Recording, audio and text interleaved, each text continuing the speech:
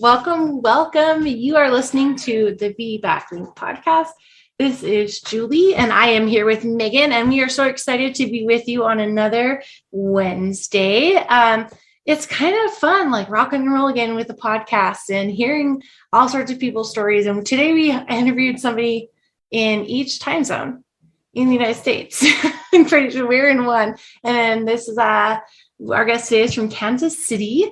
And so we're really excited. I love the Midwest. Everyone thinks I'm crazy, but maybe it's because I haven't been there in a winter, but I really love the Midwest, especially like in springtime. It's just perfect to me. I love it. One day I don't know, if I ever get to be rich and get to have multiple houses in my own house in the Midwest so that I can have a nice springtime there. But anyways, today we're talking with Carolyn, who is an incredible woman. She has a 3-year-old and a 1-year-old, and she lives, like I said, in Kansas City. She's a senior marketing manager, and we are so excited to hear from her today. But before we do that, Megan has a review of the week for us. Megan, do you want to go ahead and share? Yes, I do. This is from Home Claw 90. It says, I listen every single day. After a traumatic cesarean with my first baby 5 years ago and multiple miscarriages in between, this has been a breath of fresh air. As I await my chance to have a VBAC this October with my second, I love every story I hear on this podcast, and it makes me feel so much stronger in knowing that I can do this. And I want you to know that it is, she posted this actually last July. So I was going to say, yes, you are strong enough. But Home Claw 90, if you're still listening, we want to know how things went last October. Please follow up with us. Yeah, we love hearing updates. I like hearing like people come around for a circle like, oh my gosh, Megan, like we just, this week, it's mid-June now, and I had a Facebook memory show up. Our very first podcast episode was published 4 years ago. I guess last week, so it was like the second week of June. And it's so crazy to be like 4 years. Like some people have had 1 or 2 babies, like, and have been listening to our podcast and have had 1 or 2 babies after they started listening to our podcast. It's so crazy to think that we have so many incredible stories coming full circle now. And it's just fun to have been on this journey with you guys for so long. I love it.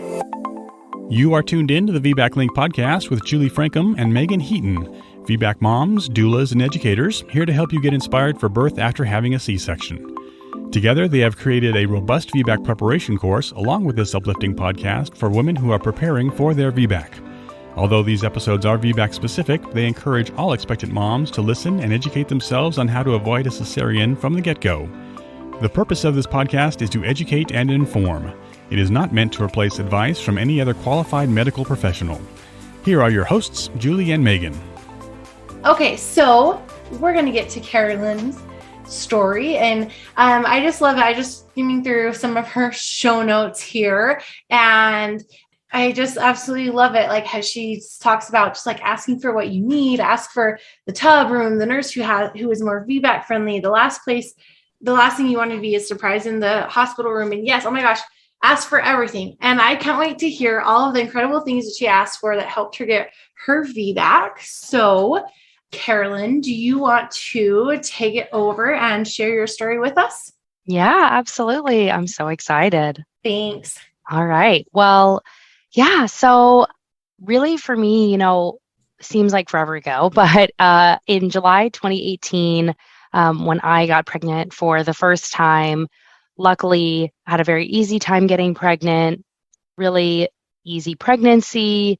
And actually, my sister-in-law was pregnant at the same time. I'll probably reference her a couple of times. And that was super helpful to me. She had previously been pregnant, and her pregnancy actually ended up in a C-section, unplanned, and not her ideal labor. So I feel like I thought I had a lot of lessons from her, and spoiler alert, she ended up getting her VBAC with her second pregnancy, actually had a home birth. She's super amazing. So I feel like going into my first pregnancy, I was like, I got it. Like, I know what to do. I have a leg up even. And so I did all the things. I ate the dates. I drank the tea. I did prenatal yoga, all the good stuff. And I was interested in doing an unmedicated birth. I wasn't like super anti-epidural, but I hoped, I just wanted it to be normal. You see movies and you see TV shows, like that's what you expect, right? And for me, the day after my due date, my water broke. So I think I actually like laughed out loud because it just seemed so ridiculous that like that would happen. I even like made my husband come look at it, like look at the fluid on the floor, which is gross. But, I needed to show somebody. I had an OB appointment that day. So we actually just went in. It was like at 8 a.m. So it was really fast from when that happened. She confirmed, yep, amniotic fluid.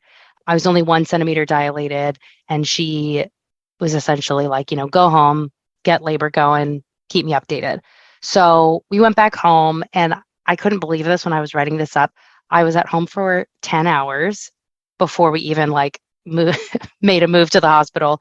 Those contractions, they were just kind of on and off. We went on a walk, we made cupcakes, we watched a movie. At some point, I was kind of getting frustrated. Like, my water broke. I didn't want to be in a situation where it had been a really long time. So actually, I went to my chiropractor who I'd been seeing throughout pregnancy. She also does acupuncture. So I actually went to her during labor, which is kind of wild. Got that acupuncture, which was bizarre. I'd never done it before. And that was the first time I'd ever had it. So I sat on kind of the birthing ball in her office with all the needles and everything. And sure enough, I went home and my contractions were consistently 5 minutes apart, 4 minutes apart. Around 10, my doula came over, and I should have picked up her vibe. She was very relaxed, very like, I see what's going on here, but I was very antsy to start going to the hospital. Of course, huge thunderstorm right when we left. So we live really close to the hospital. We got there and I was only 3 or 4 centimeters dilated. So I was kind of like feeling meh about that. I wished it would have been more, but it is what it is. I labored in the room for pretty much most of the night, eventually got in the tub, and that was amazing, really relaxing, and, continued to help me progress. I got out about 5 a.m, and my OB came there. I was like 9 centimeters, 100% effaced. So I was feeling super awesome. She did let me know that I actually had a second, I didn't even know this was a thing, a 4 bag of waters. So even though my water had broken, there was still more. And so she, asked my consent to break it. She's amazing, by the way. I will say that 100 times. And I said yes. So she broke my water and basically broke my water. And I think I peed in the hospital bed like 5 times consecutively. So I don't know what that was, just, the warm water or whatever. So I'm just like profusely apologizing to all the nurses. But sure enough, that did the trick. And I was at 10 centimeters. So I was so excited that I'd made it that far unmedicated. I was feeling really positive about labor and everything, despite, painful contractions and everything.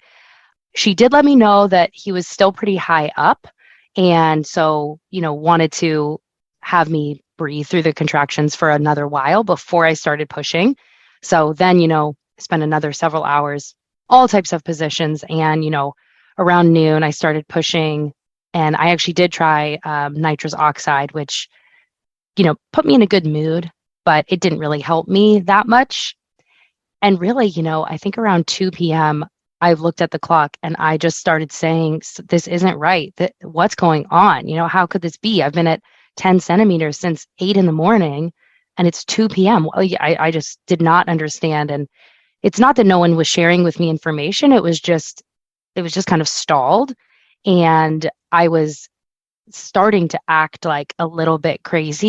Each contraction would come and I was like bracing the hospital bed saying like, don't make me do it.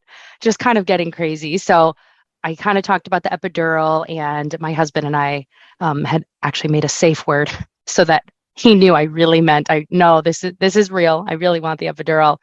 So I did get that. And yes, absolutely, helped me rest. I took like a 2-hour nap, able to also let, my husband and my doula rest as well. So now it's 4 p.m. My doctor came in. I believe I told her like, I could do this for hours. Like, I am renewed. Let's rock it. So they turned the epidural down and I pushed for another 2 hours.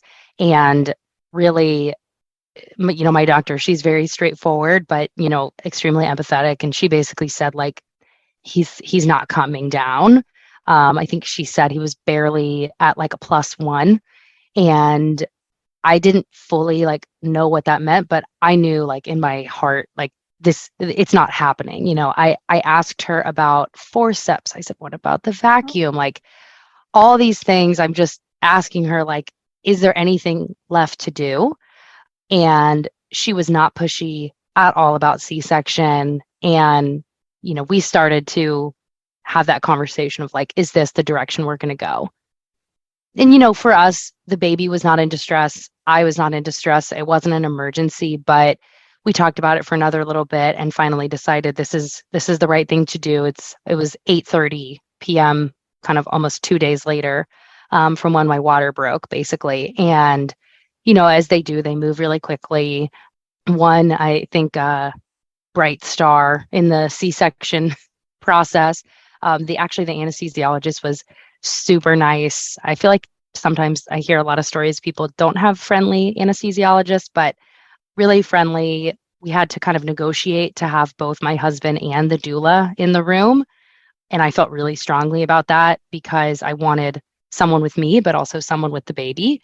So, after the baby came out, my husband went with the baby and my doula kind of stayed up with me, holding my hands and everything. But actually, the anesthesiologist also asked me if I wanted any music and played a particular song that I was very into at the moment. And so I always remember that as just kind of a good moment.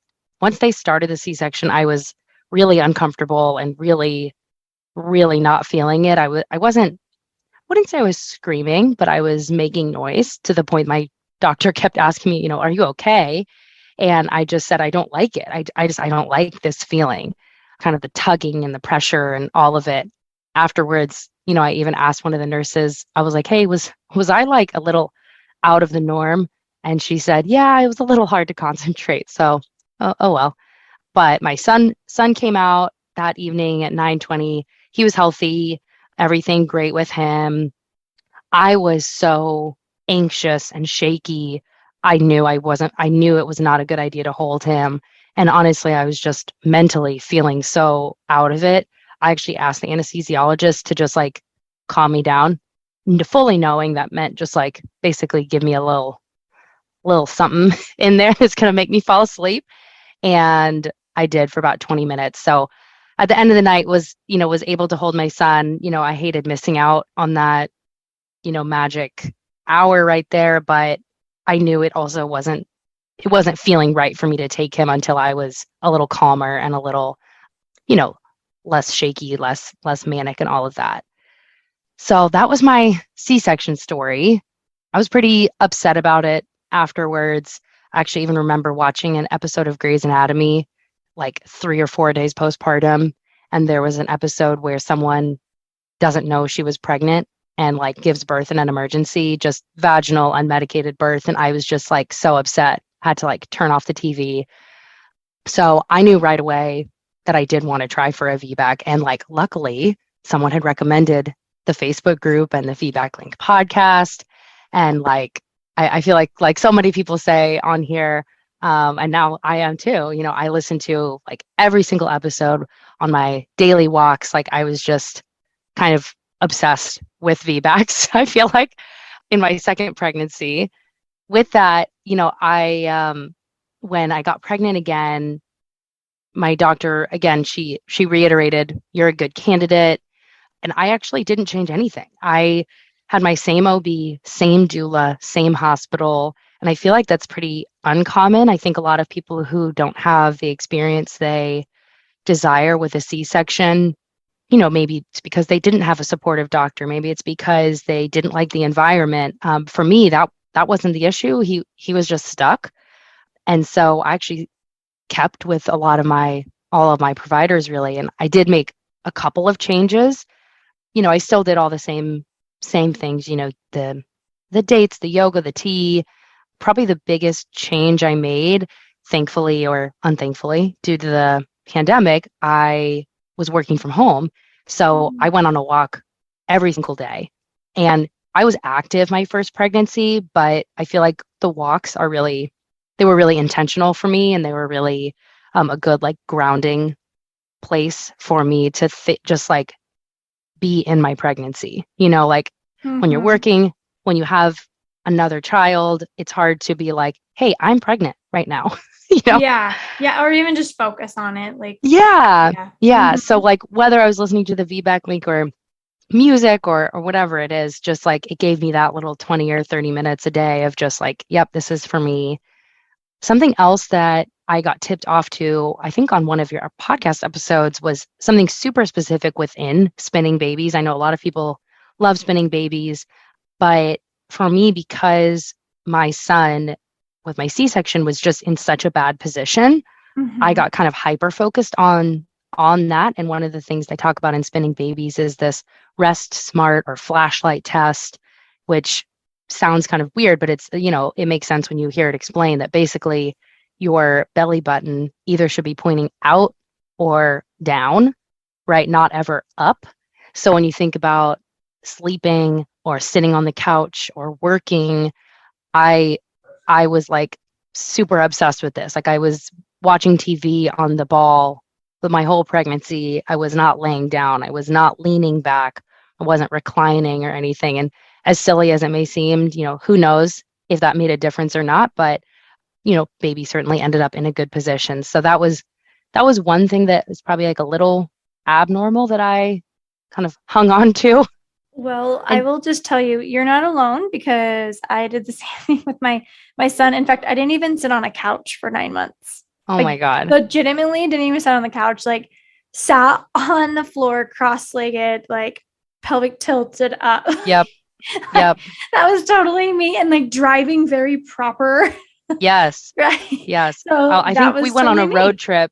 We went on a road trip at one point while I was pregnant, and I think I stuffed like 2 or 3 coats behind me. So I was almost like leaning forward in the car. And I was like, this is ridiculous, but if it works, it's only weird if it doesn't work, as they say. Well, and like if you don't do it and then there is a thing, then you're sitting there questioning, well, what if I would have done it?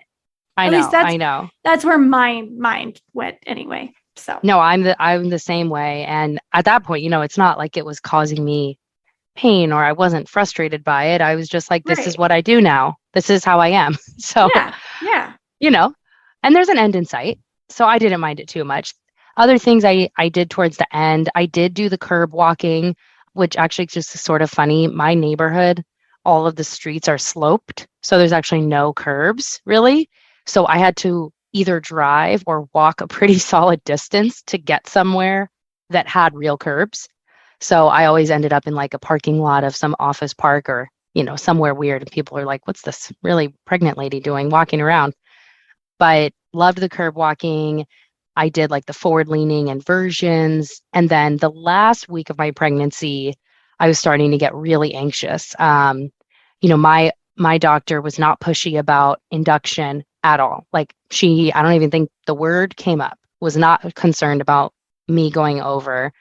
And I was a day late with my first. I didn't know obviously what was going to happen with my second, but I started to get really kind of in a bad rabbit hole of negative thoughts. So one of the things I actually did, no hate to Facebook and all the good things that you find in your Facebook groups, but I actually like muted or left all of the pregnancy, birth, mom, all the things that I followed on Facebook, on Instagram. I did stop listening to the podcast for the last week. It was just like too much information at that point, and I was starting to get so anxious about things not ending the way I wanted. That's not a bad thing to unplug. Yeah. I actually encourage that to my clients. I'm like, unplug from social media, from people who may not be providing you support. Like, just unplug. It's okay. Yeah. Just be with you, your body, and your baby. Yeah. Yeah. So it was actually really helpful. And it also let me enjoy, the last couple of weeks with my son. Is the last time that he's going to be our only baby. Your whole world's going to change when you bring home, the second one. So that was really nice too. I'm laughing thinking back on that phase because he had just turned 2 and he's 3.5 now almost. And a very different child at 3.5 than he was from 2. 2 is just, little sweet big brother. I'm like, now he's, solid in the toddler phase. So I did go a week late this time. And again, I tried to just like tune everything out. And what's funny is, again, with working from home, I didn't have a reason to really stop working because I wasn't commuting to work. I wasn't going to like end up in a situation where you're at the office going into labor. I was at home. So every day I just kind of logged off being like, maybe this is the last day. And on the day that I had the baby, I woke up to like a pretty strong contraction. I've been having some, but obviously none that ever came to anything. This one felt a little different. I did say something to my husband. I was like, I don't know, but I'm feeling this one. So I kept intending that morning to go upstairs to my computer and like start my work day. And I just kept, having that subconscious nesting feeling, I guess. I kept, oh, I need to tidy this room. Oh, I need to do the dishes. Like, I don't even know what I was doing. And then I would be constantly interrupted by these contractions. And my husband was working from home as well. And I didn't even really notice it at the time, but I'd already started to like vocalize through my contractions, making like a fair amount of noise. And, he's like wrapping up his last meeting of the day. Meanwhile, I'm downstairs like making scary birthing noises. So apologies to anybody, who's on that call. But we similarly, actually, I had a scheduled appointment that day, but we actually called to go in sooner. So we went in to my OB's office around 10. I probably scared half the people in her waiting room because I was, fully like in labor, like pacing around, making noise. It was not a pleasant person to be around. And even when we left the house, though, I said to my husband, I said, oh, well, you're grabbing the bags? And he was like, yeah, we're grabbing the bags. We're not coming home. We're having the baby. And I just like kind of was in disbelief. And when I got to her office, she was joking with me. She was like, okay, are we having a baby today? And she checked me. And this was actually my first check all pregnancy. Again, this OB, she is so amazing, like does not push checks. I know that was something actually when I started listening to your podcast, I didn't even know there were OBs who push for checks that are not necessarily wanted by the patient. Like I didn't know that was a thing because my OB never did that, never even brought it up. And so I, feel lucky that I never ended up in that situation. Again, if it's something people want, you want it. But for me, I don't want to be checked unless I'm being asked to and it's necessary.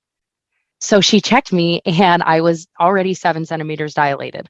I was like in complete shock. I was so happy. And, she confirmed, okay, yeah, you're definitely in active labor. I'll meet you at the hospital. And I was like, oh, okay, we're going right now. One thing she did, she called ahead to the hospital. So I got to be a direct admit. So I got to skip triage, which is just amazing. At least at this hospital, great nurses and staff and everything.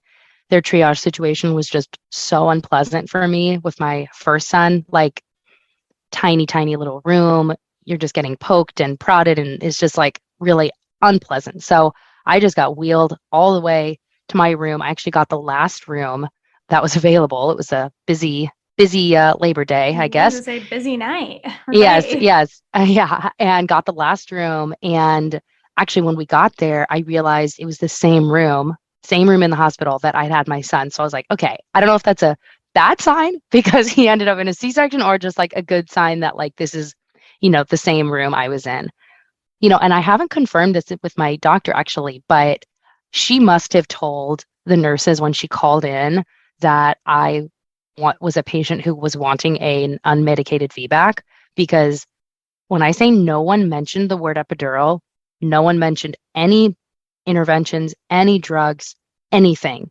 And it was so amazing. I feel like I was really worried about having to fight or having to like push back on nurses who don't know me.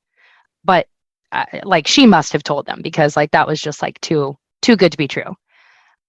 And something else kind of funny about the room. So on the whiteboard, the nurses had put up sort of the standard like goal number 1, healthy baby, goal number 2, healthy mom. And my husband actually erased it and he wrote goal 1, healthy baby, healthy mom, goal 2, baby out vagina. And we like died laughing. And I took a picture of it. I love that. I think I posted it in the Facebook group because I was just like, yep, that is the goal. So my doula came in. This is now like 11 a.m. This time I got to use that wireless monitor, which was super cool and much less uncomfortable than the other type. And same kind of deal. My doula drew the bath for me. It was really relaxing, but these contractions I could tell were getting stronger, faster. It was just progressing much more quickly.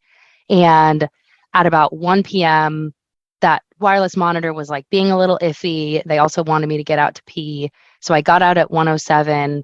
They checked me and they were like, okay, you're pretty much fully dilated, but my water was in the way because this time my water hadn't broken.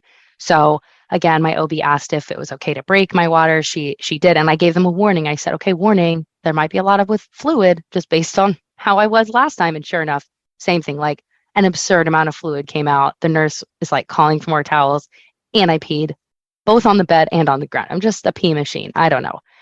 So after that, she confirmed, yep, you're fully dilated. And I tried to go to the actual bathroom to go pee. But as soon as I sit down on the toilet, I was like, this is what that feels like, that fetal ejection reflex, this is it.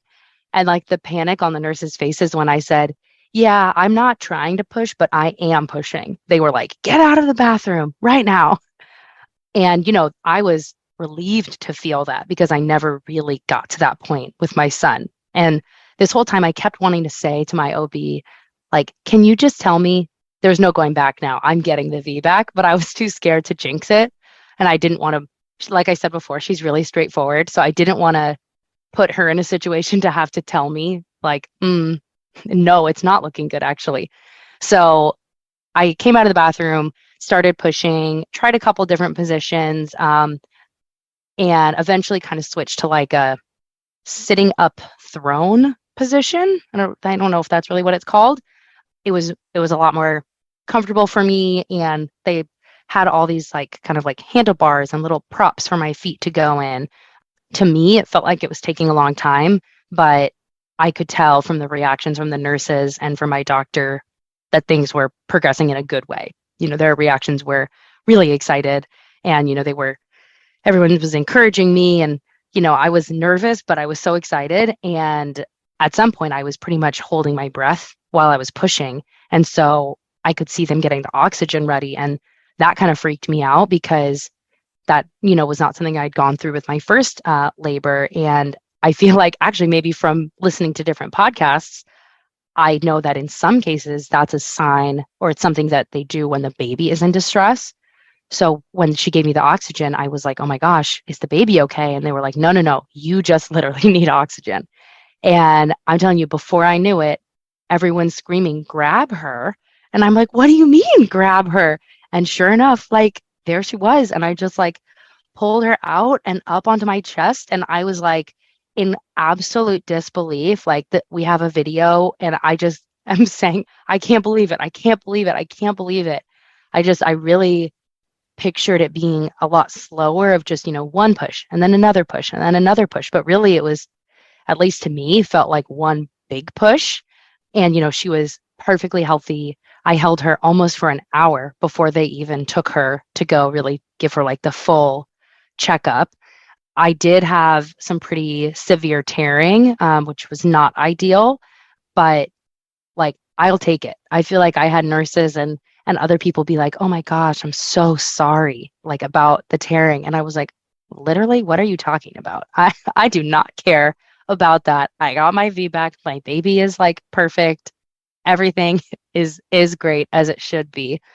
I mean, that night I like did not even sleep a wink, not because of the baby. I was just like so happy. I just kept like reliving the day. And I mean, truly, like it was everything I wanted it to be. And it just made me so happy. I feel like it made me become a little like VBAC spokesperson, because whenever I see someone that I know who's had a C-section, I'm like, did you know you don't have to have another C-section?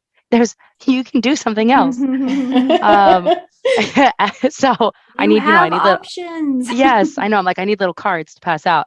But yeah, that's the whole thing. Yeah. So grateful to the podcast and to the Facebook group and, friends and family and my husband and doula and OB and everybody, but like just amazing experience and, something obviously I'll never forget.